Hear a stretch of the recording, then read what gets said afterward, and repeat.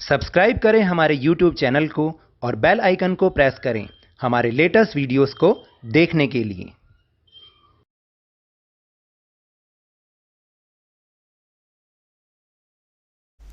Hello and welcome to Lavneesh Sir की class. This is Directorate of Education GNCT of Delhi's worksheet number 30 and it is only for class 6 students. It has taken from the subject English and we will learn and understand the topic verb in this worksheet. So students, आज की इस worksheet में भी हम पिछली worksheet की तरह ही verb को कंटिन्यू करेंगे।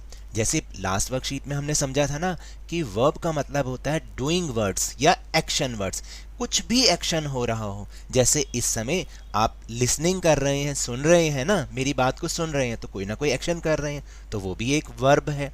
ठीक है, आप स्टडी कर रहे हैं, वो भी एक वर्ब है। तो इस तरह से आज हम उसके आगे जानेंगे कि वर्ब में और क्या क्या चीजें होती हैं। So now let's start and understand with me. Observe the following sentences. I go to school every day. यहां पर जो अंडरलाइन वर्ड है उन पे ध्यान दीजिए, यानी मैं स्कूल रोज जाता हूं। I went to the market yesterday. मैं, येस्टरडे का मतलब है जो कल बीत चुका, मैं कल मार्केट गई। And third is I had gone to Goa last year, यानी मैं पिछले वर्ष गोवा गया था। तो तीनों सेंटेंस में बात तो वही हो रही है, जाना। एक में वो कहता है कि मैं जाता हूं, एक में लेडी बोल रही है कि मैं गई थी, और एक में वो कहता है पिछले साल गया था।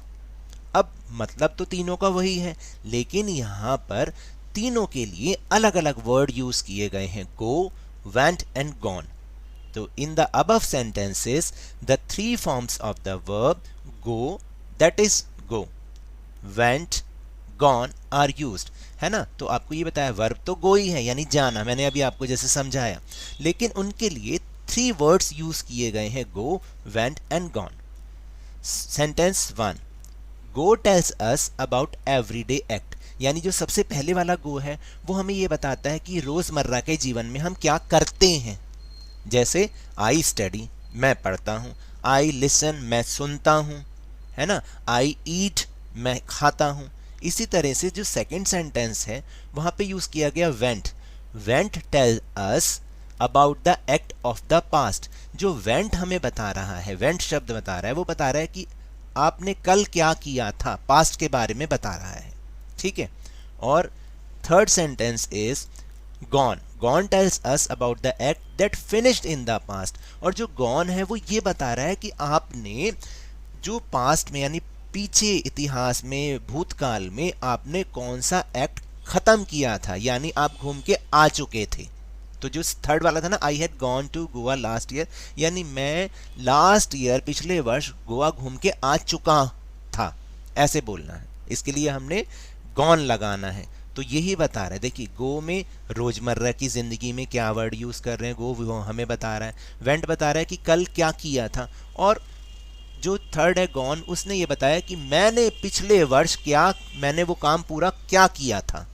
Okay, so go is the root form of the verb और वर्ब वन, V1। देखिए गो तो जो है, गो का रूट फॉर्म का मतलब होता है कि गो, यानी गो ही मेन फॉर्म तो गो है, जाना। ठीक है, और उसको हम वर्ब की फर्स्ट फॉर्म भी कहते हैं, या V1। V1 का मतलब यहाँ पर है वर्ब की फर्स्ट फॉर्म, जो कि हम रोजमर्रा के जीवन में हम जो भी शब्द यूज करते हैं उसको हम वर्ब की फर्स्ट फॉर्म कहते हैं। Second is went. Went is the past form of the verb, और V2।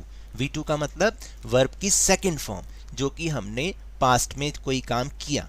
And gone is the past participle form of the verb, और V3 दैट इज वर्ब की थर्ड फॉर्म। वर्ब की third form हमें ये बता रही है कि हमने पास्ट में क्या काम हम पूरा कर चुके हैं। अब जो सेकंड वेंट है, गई, अब वो गई, कब गई, कैसे गई, क्या गई, वो तो नहीं बताया, लेकिन थर्ड वाले में हमें बताया कि लास्ट ईयर हमने ये काम कर लिया था। तो ये फर्क होता है सेकंड फॉर्म और थर्ड फॉर्म में। तो यहाँ पर कुछ एग्जांपल्स दे रखे हैं, उनको हम एक बार देख लेते हैं कि वर्ब की फर्स्ट फॉर्म में वो कैसे लिखे जाते हैं, सेकंड फॉर्म में कैसे लिखे जाते हैं और थर्ड फॉर्म में वो कैसे लिखे जाते हैं। जैसे गो अभी हमने समझा, तो अगर हम सेकंड फॉर्म में यूज़ करेंगे उसको तो वो होता है वेंट, और जब हम थर्ड फॉर्म में यानी बताएंगे कि हमने भाई पीछे पास्ट में ये काम पूरा कर लिया था, तो हम उसके लिए थर्ड फॉर्म यूज़ करेंगे, तो गो की जो थर्ड फॉर्म होगी वो होगी गॉन।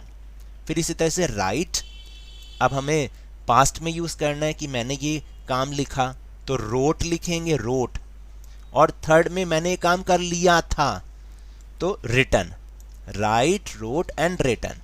फिर इसी तरह से ड्रॉ, मैं बनाता हूँ, चित्र बनाता हूँ, I draw the picture, I drew the picture, Drew का मतलब मैंने पिक्चर बनाई, और आई ड्रॉन, मैंने ये पिक्चर बना लिया, पहले ही पूरा काम कर लिया, ड्रॉन, आई हैव ड्रॉन, मैंने बना लिया।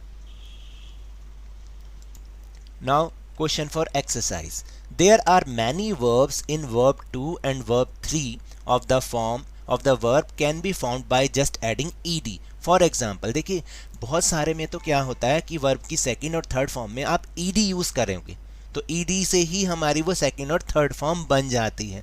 कईयों में चेंज करना पड़ता है, लेकिन ज़्यादातर में हमें क्या करना पड़ता है, देखिए फर्स्ट फॉर्म तो हमें पता है, लेकिन सेकंड और थर्ड फॉर्म में केवल ed यूज़ कर दो, ed, तो वो सेकंड फॉर्म भी बन जाएगी और थर्ड फॉर्म भी बन जाएगी। जस्ट लाइक प्ले, प्ले का मतलब आई प्ले, मैं खेलता हूँ, आई प्लेड, मैंने खेला, और थर्ड फॉर्म में भी हम उसको प्लेड ही यूज़ करेंगे।